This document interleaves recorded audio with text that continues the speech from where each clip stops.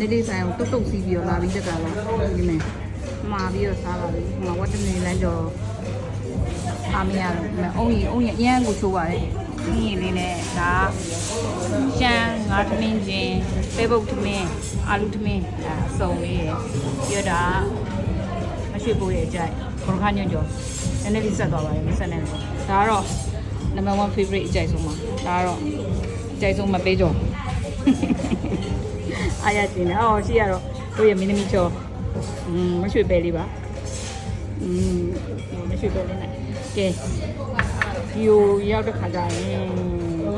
ဘန်ကောက်ကိုရောက်ရင်ဒါလေးကနည်းနည်းဆက်တာလေဘန်ကောက်ကိုရောက်ရင်မန္တလေးဆိုင်ကိုရောက်အောင်လာဆက်တယ်တကယ်ကိုအရင်လည်းပေါ်ရွေးတယ်ဒီအစားတောက်ကလေးတွေကလည်းစားလို့ကောင်းတယ်တန့်တယ်ဈေးလည်းတန့်တယ်မန္တလေးအထက်ကပြင်းစင်လေးတွေကလည်းပကံရောက်နေတယ်လို့မျိုးလေးရုပ်တရုပ်ကလေးတွေရမ်းကိုအေးဆေးဆေးတိတ်ဆိတ်ချင်းလေးတွေဖွင့်ထားပြီအပေါ်မှာလည်းဟိုမှာဒီလေးတွေစားတော့ကတော့ရှိပါမယ်စင်ကာပူကနေပြီးတော့ဘန်ကောက်ကိုလာပြီးတော့မြန်မာစာလာစားတော့မယူဘူးอ่ะ